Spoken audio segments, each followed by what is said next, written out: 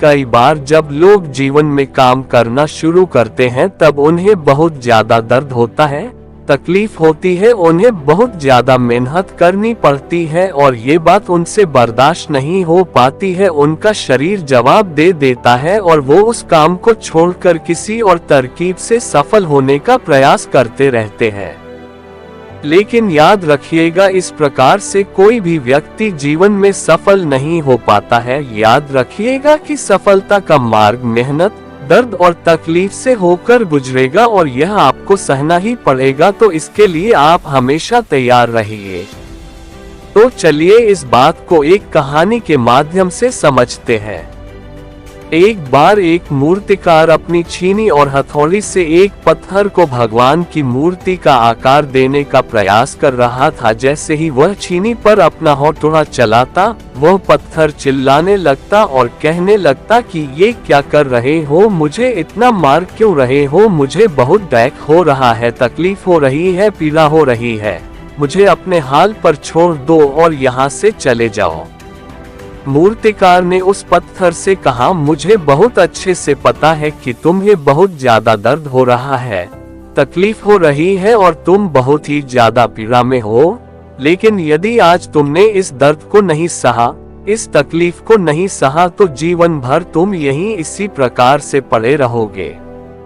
मुझे पता है कि तुम में आगे बढ़ने की अपार संभावना है, तुम एक बहुत अच्छे पत्थर हो, लेकिन यदि तुम इसी प्रकार से रहोगे तो कभी भी आगे नहीं बढ़ पाओगे। इतना कहकर मूर्तिकार औजार उठाए ही थे कि पत्थर फिर से चिल्लाने लगा, गिड़गिड़ाने लगा, विनती करने लगा कि मुझे अपने हाल पर छोड़ दो। मुझे पता है कि जीवन के लिए कौन सी चीज सही है और कौन सी चीज गलत है। मुझे बहुत ज्यादा दर्द हो रहा है, अब मैं इस तकलीफ को बहुत ज्यादा नहीं सह सकता। मैं जिस हाल में हूँ उस हाल में छोड़कर मुझे तुम यहाँ से चले जाओ।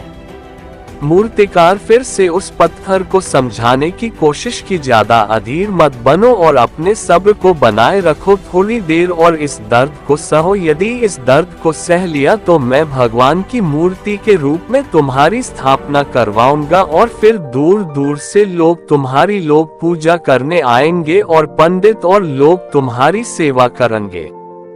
लेकिन पत्थर ने उस मूर्तिकार की एक भी बात नहीं मानी, वह चिल्लाता रहा और अपनी बात पर अड़ा रहा। मूर्तिकार ने उस पत्थर को समझाने की बहुत कोशिश की, लेकिन वो पत्थर नहीं माना। अब मूर्तिकार भी थक चुका था और वह उस पत्थर को छोड़कर आगे बढ़ गया और थोड़ी ही दूर जाकर देखा कि एक और बहुत ही अच्छा पत्थर वहां पड़ा हुआ है। उसने छीनी और हथौड़ी उठाए और उस पत्थर को मूर्ति बनाने के लिए वो तैयार हो गया।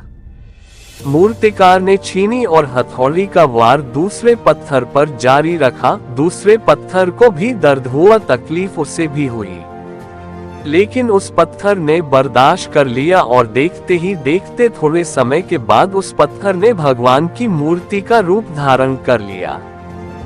थोड़े दिन बाद उस मूर्ति की एक मंदिर में स्थापना हो गई। धीरे धीरे करके लोग वहां पूजा पाठ करने आने लगे, लोगों की मन्नतें वहां से पूरी होने लगी और वह मंदिर बहुत ही ज्यादा प्रसिद्ध हो गया।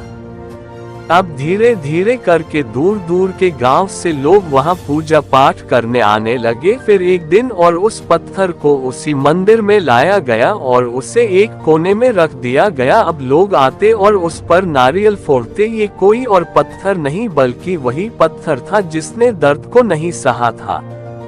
अब वो पत्थर मन ही मन बहुत ज्यादा पछता रहा था, दुखी हो रहा था और अपने आप से कह रहा था कि काश मैंने उस दिन उस दर्द को, उस तकलीफ को सह लिया होता तो आज लोग मेरी भी पूजा करते। इसलिए आप भी अपने जीवन में हमेशा याद रखिएगा कि जब भी आप अपने करियर की शुरुआत में किसी काम को कर रहे हो,